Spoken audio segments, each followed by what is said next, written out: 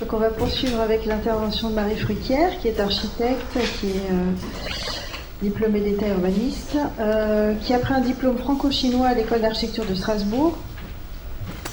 Après, je ne sais pas très bien le prononcer, CAUP Tongjing à Shanghai.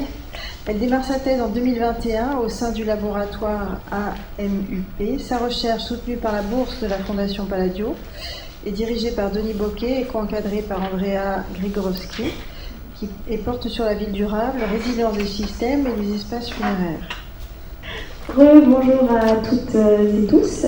Merci à la BEN, merci tout d'abord au comité d'organisation, au comité scientifique pour l'organisation de ce colloque. Je reviens juste un tout petit peu pour préciser en fait, par rapport à ma formation qui en fait c'est vraiment lié à ce dont je vais vous parler après, puisque effectivement j'ai fait un double master franco-chinois entre donc l'école d'architecture de Strasbourg et le College of Architecture and Urban Planning de l'université de Tongji à Shanghai. Et donc ce dont je vais vous parler cet après-midi est directement tiré de ce master. Donc c'est une présentation qui sera en 3 temps. Les 2 premiers temps étant les principaux, en fait sous la forme d'une question-réponse. Tout d'abord sur la place qu'occupe la mort dans les mégapoles chinoises et notamment à Shanghai au travers de ces cimetières. Donc ce serait une lecture un peu transcalaire en fait de ces espaces en fonction au prisme des transformations urbaines qu'il y a eu dans cette mégapole depuis le siècle dernier. Un deuxième temps qui est là plutôt une réponse, une proposition de réponse par rapport à tous les enjeux qui se posent dans ces espaces-là aujourd'hui, et que je vais détailler dans la première partie. Et un troisième axe qui est là plutôt une ouverture où je souhaitais faire l'articulation avec le travail de thèse que je mène actuellement, mais qui est dans un contexte différent. Donc, je commence sans tarder par rapport à la question donc, qui relate de la place des cimetières à Shanghai sous l'influence des dynamiques urbaines. Donc les espaces funéraires, je pense qu'on l'a bien vu ce matin dans les différentes interventions, dépendent et sont des marqueurs culturels qui sont assez importants. Chaque civilisation, avec des considérations religieuses ou non d'ailleurs, a développé son propre modèle, sa propre réponse face au deuil, face à la mort. Donc en tant qu'Européenne, j'ai eu un intérêt particulier par rapport à l'altérité du contexte chinois. Au début, mes recherches en fait n'étaient même pas liées vraiment à la mort et aux espaces funéraires en tant que tels, mais je m'intéressais plutôt à la place du sacré dans les métropoles chinoises, surtout les mégapoles chinoises comme Shanghai, où le contexte urbain est quand même très particulier, et donc quelle place on donne encore à ces espaces, à cette spiritualité dans le quotidien. Et puis au fil de mes lectures, au final, je suis arrivée à ce moment particulier, à cet état particulier qui est le deuil, qui est la mort, qui a une position assez particulière en Chine, en tout cas pour moi en tant qu'Européenne. Donc je suis arrivée là-bas, c'est une culture que je ne connaissais pas, où en fait, dans la philosophie traditionnelle, la mort n'est pas une finalité. Il n'y a pas vraiment de coupure entre les vivants et les défunts. Ils n'ont pas une conception linéaire du temps comme on peut l'avoir en Occident, mais plutôt une conception cyclique. C'est-à-dire qu'on va accompagner le défunt dans un état dans l'invisible. Et cet état, en fait, ce passage du visible à l'invisible, fait naître un rapport d'interdépendance entre les vivants et les défunts. Donc, en Chine, il y a une notion de piété filiale qui est très très forte. Donc les enfants en fait doivent prendre soin de leurs parents dans la vieillesse, mais aussi dans la mort et après la mort, par tout un tas de rituels, de dispositifs qui sont mis en place pour les accompagner. Donc ce sont des croyances qui se pratiquent entre autres sur la sépulture, mais qui semblent en fait se heurter à tout ce qui est lié à la modernisation de la société. Je cite de grands phénomènes sans être exhaustive et sans les définir expressément, mais On a l'urbanisation massive, les guerres, notamment la guerre sino-japonaise, la naissance de la République populaire de Chine, la digitalisation, les reconfigurations socio-démographiques, la mobilité résidentielle, la mondialisation. Voilà, tout un tas de phénomènes qui influencent aussi sur les pratiques et sur la place qu'occupe la mort dans la société chinoise. Donc voilà, finalement la question de recherche qui est liée à ce travail-là, je suis désolée, on a beaucoup voyagé ce matin et en début d'après-midi avec des choses très poétiques. Avant de vous faire un peu voyager aussi, je vais passer par des choses un peu théoriques, un peu méthodologiques, juste pour contextualiser la recherche et comprendre en fait les résultats que je vous présente. Donc, l'objectif était vraiment de regarder les influences respectives entre les spatialités et leurs évolutions et les pratiques mémorielles qui sont liées au deuil. Donc le sujet a été abordé de manière systémique avec un aspect pluridisciplinaire qui était assez, qui était très, très volontaire et affirmé, avec un premier axe de recherche principal sur les spatialités des cimetières, un second sur le pourquoi et le comment ces espaces ont été transformés par la réglementation, et c'est là-dessus que je vais beaucoup insister par la suite. Et enfin, appréhender au mieux le rapport au deuil dans la société chinoise contemporaine. Donc il y a des coutumes, ça fonctionne encore, mais c'est bon. Il y a des coutumes qui sont différentes au sein même de la Chine par rapport au deuil. On ne le vit pas de la même manière et on ne met pas en place les mêmes rituels et les mêmes pratiques si on est dans l'ouest de la Chine, dans le sud de la Chine ou à l'est de la Chine. Là, l'étude menée était à Shanghai, puisque c'était le terrain où j'étais, où j'ai habité. Donc Shanghai, qui est une mégapole de près de 28 millions d'habitants quand même, et dont la population est en constante augmentation. Et une population qui est aussi de plus en plus vieillissante. Dans les années 2000, depuis les années 2000 même, la population qui est âgée de plus de 60 ans a été multipliée par 2. Ça représente à peu près 15%, voire 20% maintenant de la population.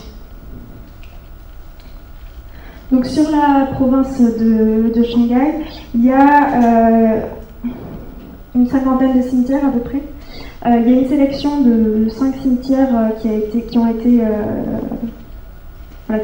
été faite pour essayer d'avoir un panel un peu représentatif des différents sites en fonction de leur taille, de leur date de création, de leur distance au centre-ville, du type de cimetière dont il s'agit, puisqu'on le verra tout à l'heure, il y a des cimetières qui sont privés, d'autres qui sont publics, d'autres qui ont un double statut public-privé. Il y a également eu une analyse du cadre réglementaire et juridique concernant les pratiques et les espaces funéraires au niveau national, régional, mais surtout municipal. D'ailleurs, à ce sujet, j'ai eu l'occasion de faire un entretien avec l'urbaniste qui est en charge de la planification de ces espaces pour le Master Plan Shanghai 2035. Et un questionnaire anonyme en ligne entre octobre 2018 et mai 2019 qui devait permettre de mieux comprendre le rapport au deuil dans la société chinoise contemporaine. Je le place un peu entre parenthèses parce que le corpus, l'échantillon, si on peut appeler ça un échantillon, était finalement assez réduit, avec une population surtout jeune qui a répondu entre 18 et 35 ans. Et enfin, bien sûr, une veille bibliographique à la fois dans la littérature scientifique et dans la presse locale. Donc, au final, à la suite de cette étude, il en est ressorti différentes observations à plusieurs échelles que je souhaiterais détailler davantage. Donc, dans le territoire, dans la province, en fait, on peut constater déjà un éloignement progressif de la mort par rapport au milieu urbain, par rapport au paysage urbain. Il faut savoir que traditionnellement, en Chine, la forme du cimetière comme une parcelle close n'existe pas. En fait, les pratiques commémoratives se déroulent sur 2 espaces qui sont distincts. Donc c'est d'abord la tombe, qui est souvent excentrée, dans un emplacement qui est défini à l'aide d'un géomancien. On parlait ce matin des pratiques, c'est un peu spirituel au Népal pour l'emplacement des maisons. C'est un peu le même principe en Chine avec le feng shui. Donc là, il s'agit de trouver l'emplacement le plus favorable pour la circulation des énergies, et notamment pour établir la communication entre les vivants et les ancêtres. Donc là, vous avez 2 photos de ces cultures que en fait, j'ai croisées vraiment totalement au hasard, en me baladant en montagne en Chine. et non pas du tout dans un but d'aller dans un cimetière. Il n'y a aucun signe distinctif qui permet de savoir que là, on rentre dans un espace où on va trouver des sépultures, où il va y avoir des tombes. Et le deuxième lieu, c'est le temple ancestral, qui lui est plutôt à proximité directe de l'habitation, dans les zones bâties, et où les ancêtres sont symboliquement représentés par des petites tablettes sur lesquelles leur nom est inscrit. Donc ce sont des tablettes qui sont souvent en bronze ou en bois. Seulement, avec l'urbanisation massive et surtout la mise en place de la République populaire de Chine sous Mao Zedong, on va avoir tout un tas de nouvelles réglementations qui vont être mises en place. Des réglementations qui seront d'ailleurs surnommées la révolution funéraire. Et on va perdre cette dualité d'espace entre la sépulture et le temple.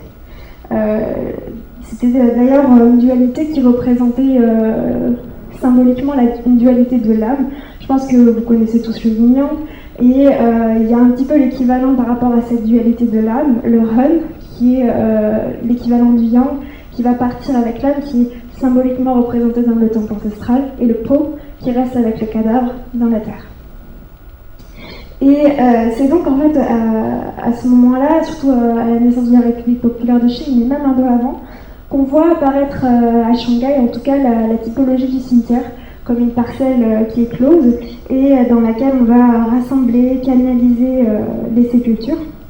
Donc c'est un modèle qui est aussi en partie apporté des concessions internationales, des concessions qui occupaient Shanghai à ce moment-là, puisqu'il y a eu des concessions, une concession française, une concession britannique, une concession japonaise, mais d'autres, surtout des influences occidentales, où là le modèle du cimetière était plus connu. Et donc la gestion du temps, qui était jusque-là aux mains des guildes, donc des communautés locales, passe progressivement entre les mains de services municipaux. Il y a une multiplication de services municipaux qui se met en place et qui vont gérer et administrer de plus en plus la mort en ville. À Shanghai aujourd'hui, alors à ma connaissance, moi je n'en ai pas vu, il n'y a plus de temples ancestraux, sous réserve bien sûr de temples que j'aurais loupés lorsque j'étais là-bas.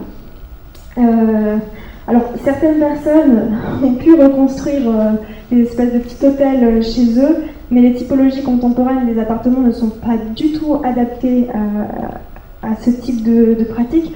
On n'a plus de salle, on n'a plus d'espace qui est dédié aux rituels qui peuvent être donnés envers les ancêtres, sachant que le temple était quand même à la base un lieu semi-public où on célèbre les défunts, on dispose des offrandes, mais c'est aussi des lieux où on célébrait des mariages, voire des événements communautaires comme des élections. Donc cet espace de cohésion en fait n'existe plus. La seule chose qui reste, c'est la sépulture qui se trouve désormais dans un cimetière qui est le plus souvent excentré du centre-ville. Donc en fait il va y avoir toute une vague de déplacements, de translation des cimetières qui se sont en fait retrouvés dans la ville, qui à la base étaient au pourtour de la ville, mais qui se retrouvent très vite pris par l'urbanisation, qui vont être déplacés tout autour et tout en périphérie de la province. Aujourd'hui, on a plus de la moitié des cimetières qui ne sont pas accessibles en transport en commun. Et d'ailleurs, parmi les répondants, quand même, donc des jeunes je le rappelle, il y en a presque 90% qui disent ne pas aller au cimetière tous les ans, ou ne pas y aller au moins une fois par an. Et si oui, c'est la date de Qingming, donc qui est l'équivalent de la Toussaint en Chine, mais qui a lieu fin mars, début avril, qui est la date retenue. Donc ça reflète des modes de vie qui sont plus urbains et qui sont moins régis par le nécessaire devoir de mémoire. Et finalement, ce sont des choses qu'on retrouve à une échelle un petit peu plus proche lorsqu'on commence à regarder l'objet cimetière dans le tissu dans lequel il s'insère. Donc c'est vrai que voilà, même si le cimetière est excentré, je le disais, c'est devenu l'unique lieu de recueillement. Et les plus anciens cimetières, quand je dis plus anciens cimetières à Shanghai, c'est 1935 à peu près, se retrouvent rattrapés de plus en plus par l'urbanisation, à nouveau. Et on les voit en fait un petit peu apparaître comme des enclaves assez monofonctionnelles, très rigides, très peu poreuses par rapport à l'environnement tout autour. Donc, vous voyez, ne serait-ce qu'à peine 20 ans d'écart, on a voilà, le cimetière qui se retrouve de plus en plus cerné par des quartiers résidentiels assez denses. Donc on essaye d'une part de tenir la mort à distance, notamment par la mise en place de dispositifs urbains qui permettent d'affirmer la limite. Donc ça va du mur jusqu'à des clôtures un petit peu plus douces, végétalisées, des fois l'eau aussi, sachant que l'eau a une symbolique particulière par rapport aux défunts, puisque une âme dans la symbolique ne peut pas traverser un cours d'eau s'il n'est pas informé au préalable que l'on va traverser un cours d'eau. Donc cerner un cimetière ou disposer un pont et un cours d'eau à proximité d'un portail pour un cimetière, ça permet de canaliser les âmes à l'intérieur de cet espace-là. Donc ça nous protège, mais ça protège aussi les défunts. Et c'est dans les deux sens, c'est-à-dire que ces seuils qui sont mis en place entre l'asile et le cimetière indiquent quand même un nécessaire changement d'attitude vis-à-vis des défunts. Et l'éloignement aussi des cimetières peut être considéré comme une forme de respect. On éloigne les défunts des nuisances de la vie, on éloigne les défunts de la pollution urbaine. Donc de manière générale, ça reste quand même des frontières qui contribuent à l'isolement du cimetière dans le paysage urbain, qui occupent parfois aussi les avantages réparateurs du cimetière. Et là, j'entends des cimetières plus récents qui sont de plus en plus végétalisés, ce qui est lié aussi à leur privatisation. En fait, ça contribue à réduire encore plus et à vraiment essayer de cacher le cimetière par rapport à tout son contexte urbain, par rapport à la société active. Et ça va de pair avec une politique qui a été mise en place par le gouvernement de Pékin en 1949 par rapport à la crémation qui devient la norme en Chine et particulièrement dans les villes. Crémation qui sera même d'ailleurs obligatoire jusqu'à un décret de 96, donc presque 50 ans après, pour une exemption pour les musulmans et pour les juifs, entre autres.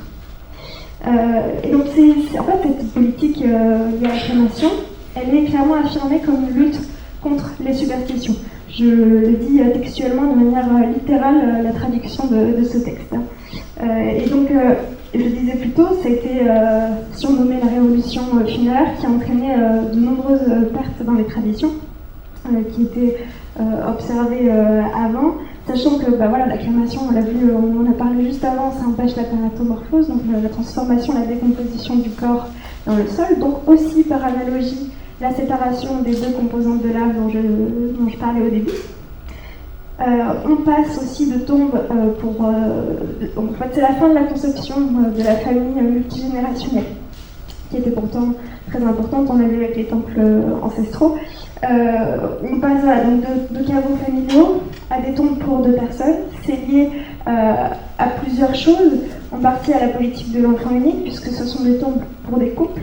Les enfants étant normalement pas inhumés avec leurs parents, mais avec leurs conjoints. J'ai vu très rarement des sépultures où on a 3 emplacements.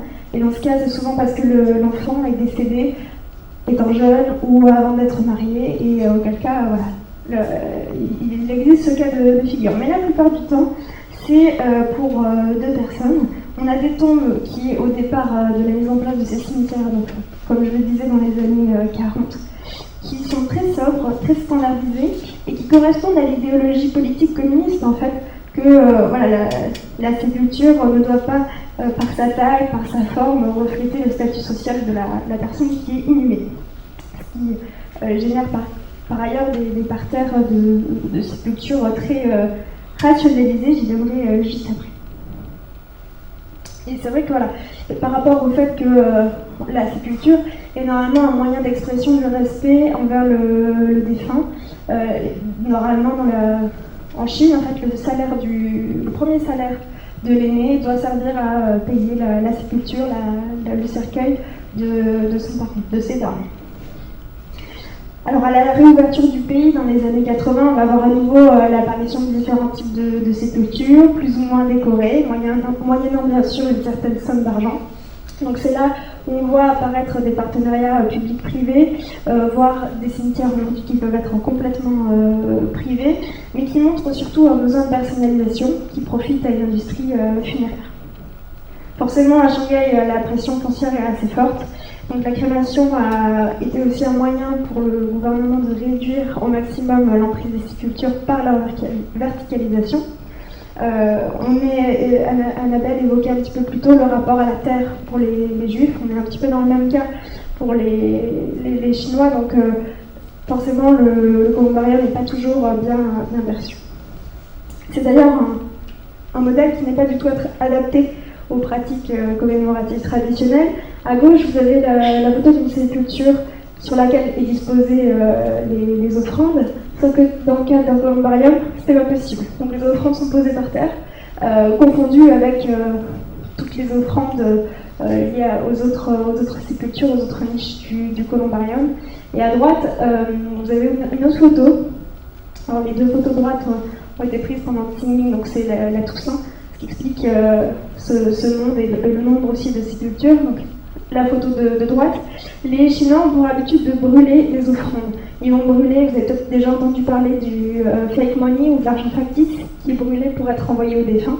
Ils brûlent aussi des maisons en carton, des téléphones en carton, des voitures en carton, pour le faire passer dans l'invisible. On en parlait un petit peu avec voilà, justement la question sur la brique. Là, voilà, c'est un moyen d'envoyer aux ancêtres tous ces objets-là pour leur vie posthume. Et donc là, pratique qui se faisait normalement sur la sépulture, on rassemble tout le monde dans un coin du cimetière pour ces pratiques-là. Et finalement, c'est aussi une certaine hybridation des pratiques. On voit sur la droite une sépulture sur laquelle est disposé un bouquet de fleurs. Les fleurs ne faisaient pas partie des offrandes traditionnelles en Chine. C'est plutôt de la nourriture, ou alors on fait brûler de l'encens, mais on n'apporte pas de fleurs normalement sur la sépulture en Chine, sauf lors des funérailles, mais à la suite, ce n'est pas le cas. Et on en voit de plus en plus qui sont disposés sur les sépultures. Une architecture qui s'occidentalise aussi, avec des typologies qui ne sont pas du tout héritées des principes et de l'architecture traditionnelle chinoise. Et finalement, malgré toutes les politiques qui ont pu être mises en place par le gouvernement, on manque de place encore à Shanghai, sachant que les cimetières sont quand même relativement jeunes. En moyenne, ils ont 30 à 40 ans maximum, mais il y en a beaucoup qui sont déjà presque à saturation. Donc il faut trouver un autre moyen pour gagner de la place, pour éviter de construire de nouveaux cimetières. Là, je cite l'urbaniste qui s'occupe de ces espaces-là. Et donc, ils sont en train de mettre en place une deuxième vague de réglementation que Natacha Lindbach surnomme de seconde révolution funéraire, qui vise à limiter encore plus l'emprise et la place de la mort en ville en promouvant certaines pratiques, nouvelles pratiques d'enterrement, qu'ils défendent comme des pratiques entre guillemets écologiques, je les cite à nouveau, et qui visent plutôt la transformation ou la non-conservation des cendres. Donc ça passe par la dispersion des cendres, forcément, sachant que Shanghai est à proximité directe de la mer. Ça passe aussi par des sépultures plus végétales, avec l'inhumation des cendres en pied d'arbre ou en pied de rosier, par exemple, ou d'autres fleurs de ce type. Une dispersion aussi d'ailleurs dans un jardin du souvenir, c'est également possible. Sachant que le gouvernement a quand même pour objectif d'atteindre 90% d'enterrement écologique entre guillemets, d'ici 2035. Mais dans les personnes qui ont été enquêtées, il y en a seulement une vingtaine qui seraient prêts à accepter ces nouvelles pratiques, des pratiques qui visent quand même de plus en plus vers la déspatialisation de la sépulture. Et en tout cas la dépersonnalisation. Donc les générations âgées sont forcément les plus réticentes. Et en fait, c'est dans ce contexte-là où on sent une certaine tension entre les pratiques commémoratives traditionnelles et de l'autre côté la vie qui continue de se faire avec des politiques qui sont assez radicales, on voit l'apparition de plus en plus des pratiques liées au virtuel, des pratiques commémoratives en ligne, qui ont d'ailleurs été exacerbées par la pandémie, puisque lors de la pandémie, lors de la première vague, c'était à peu près au moment de Qingming. où tous les cimetières étaient fermés. Donc personne n'a pu se rendre sur la sépulture pour la nettoyer, pour disposer des offrandes. Et on a cette relation assez difficile, voire dichotomie, qui se construit avec la vie, tant sur le plan spatial que symbolique. Et qui reflète une certaine individualisation des commémorations, le fait que le deuil ne soit plus un moment de cohésion sociale, le fait que la sépulture est aussi moins support physique et matériel indispensable pour accompagner et accomplir le travail de deuil et de mémoire. Donc ce constat a été à la base de la démarche prospective qui a été engagée par la suite. Donc dans le cadre de mon projet de diplôme, quant à la place future de la mort dans la société chinoise. Donc c'est un projet qui s'est construit en plusieurs mois, qui au final en résultant était plutôt une proposition pour un schéma directeur territorial dépassant l'échelle architecturale. On a vu beaucoup de choses qui étaient très centrées sur l'objet du cimetière. Ici on va dépasser plus cette échelle pour être dans une logique, une cohérence plus globale sur le territoire. Et l'objectif était de trouver des solutions spatiales pour renouer ce lien entre spiritualité et urbanité en s'inspirant, en essayant de réinterpréter la relation d'antan qu'on pouvait avoir entre le temple ancestral comme un lieu de mémoire en milieu urbain et la tombe comme le lieu de repos dans les territoires périphériques. Donc c'est une réécriture et une hiérarchisation des espaces funéraires qui se fait à partir des cimetières qui sont présents dans le territoire actuellement à Shanghai. Alors il y a juste eu un couloir qui a été un petit peu prototype, qui est le couloir écologique de Kufang, juste ici, et dans lequel 2 sites ont été identifiés un petit peu plus précisément. Le cimetière de Tianqiong qui est juste là, donc le cimetière de Tianqiong qui sera le lieu de mémoire, le temple ancestral que j'ai nommé le jardin des mémoires, et le cimetière de Zhuangqiao qui est lui à l'origine de ce que j'ai nommé le parc funéraire dédié au placement des restes post-mortem, donc dans la périphérie de Shanghai.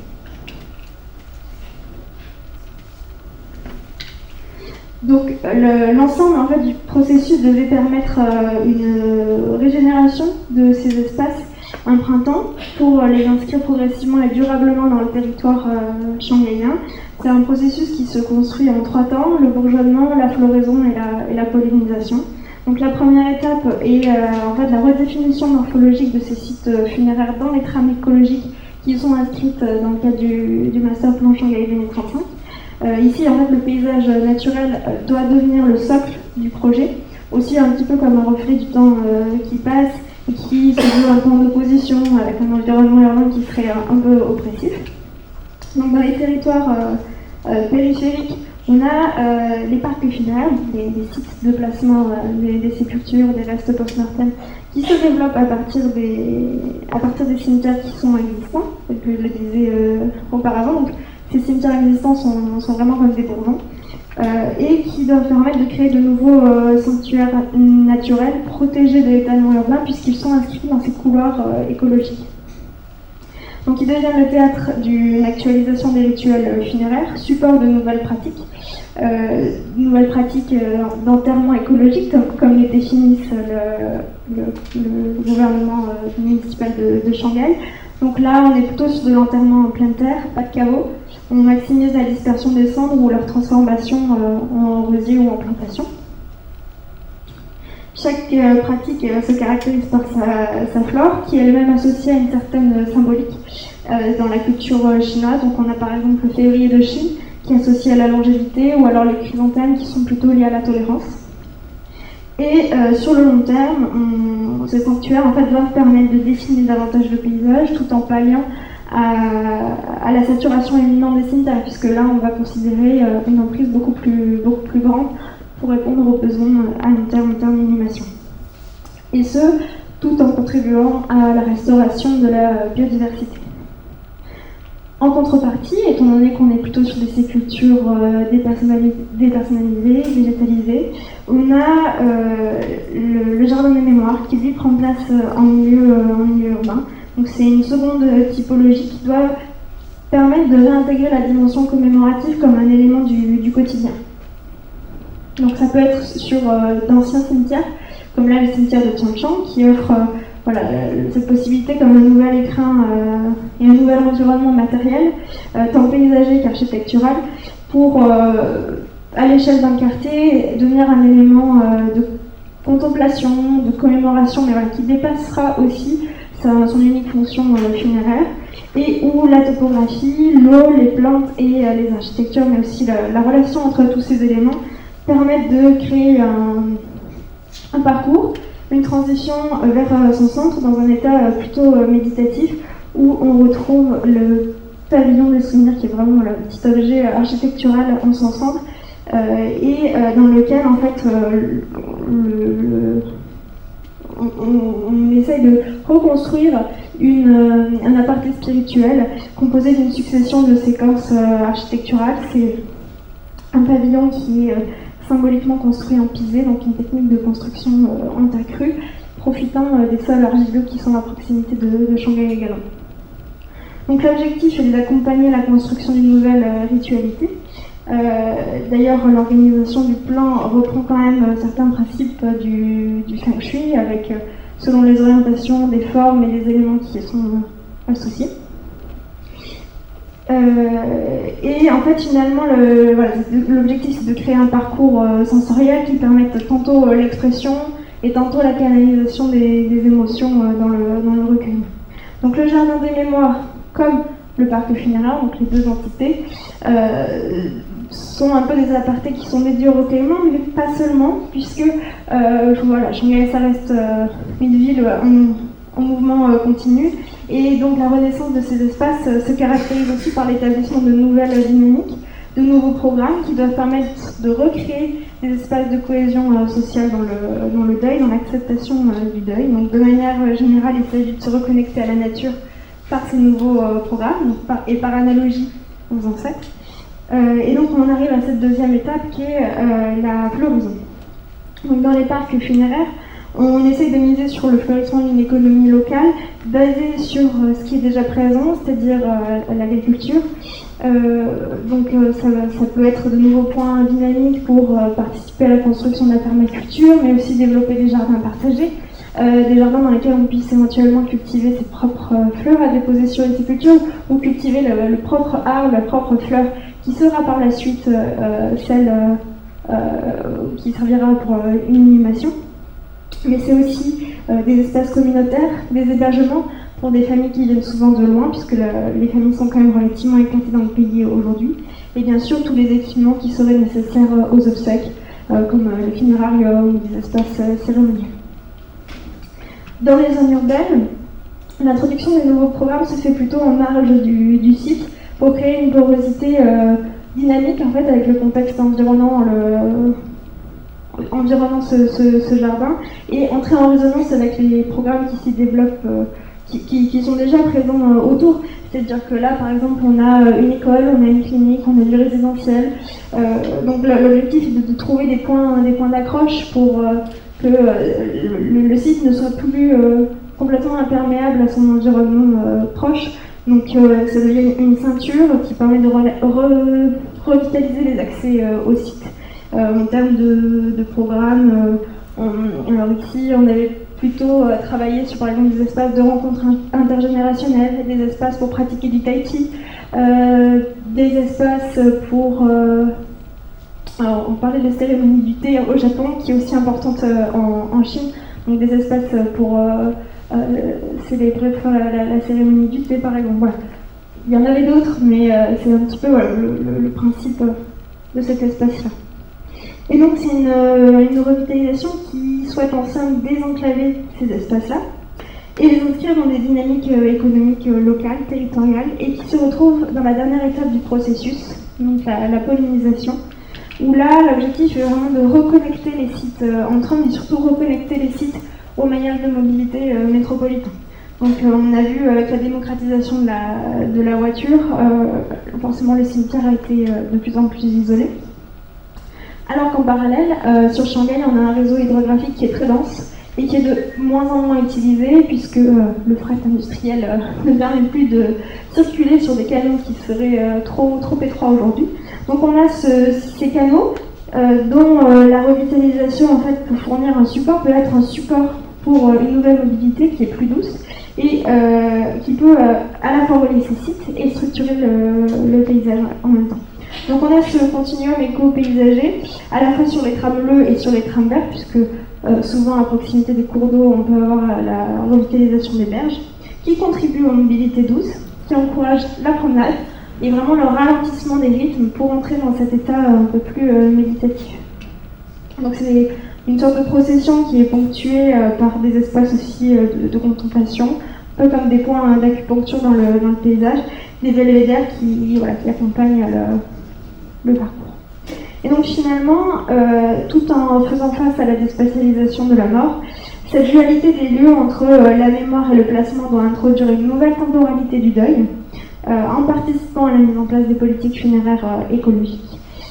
Et en fait, la redéfinition tant physique qu'immatérielle peut donner naissance, ou en tout cas tente de donner naissance à un nouvel imaginaire de la mort, un printemps, si on reprend la dimension cyclique du temps, qui fait éclore une nouvelle ritualité, nourrie par la virtualité, mais qui s'inscrit de manière pérenne dans le territoire. Voilà, alors c'est un projet qui reste utopique, qui ne se veut pas être une réponse, la bonne réponse, quoique je ne pense pas qu'il y ait de bonnes réponses lorsqu'on s'attaque à ce genre de sujet de toute façon.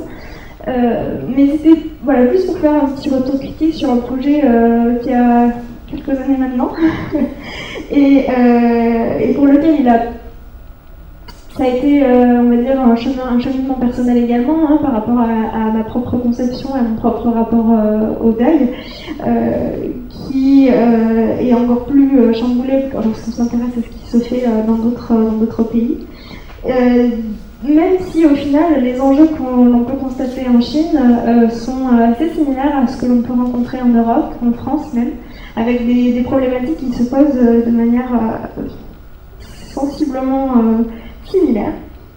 Donc toutes ces questions sur le terrain chinois ont été un peu aussi à l'origine de mon travail de thèse, qui initialement devait être une mise en miroir France-Chine. La Covid étant passée par là, le terrain étant inaccessible, ça sera que la France malheureusement. Mais ça reste une thématique qui continue de m'intéresser même pour la France, puisque on a des enjeux qui sont similaires par rapport au manque de place, par rapport à ces politiques de transition qui impactent aussi le cimetière comme un objet du puzzle métropolitain, du puzzle urbain qui est un invariant et qui est toujours ici. Et c'est donc l'objet de ma thèse, démarrée il y a peu de temps en CIFRE, au sein du service funéraire de l'Eurométropole de Strasbourg, et qui se questionne, qui souhaite réinterroger ces reconfigurations spatiales au prisme des politiques de transition dites écologiques, dites environnementales. Voilà, je finirai juste peut-être sur les hypothèses très rapidement, en disant les espaces funéraires semblent cristalliser quand même de nombreux enjeux.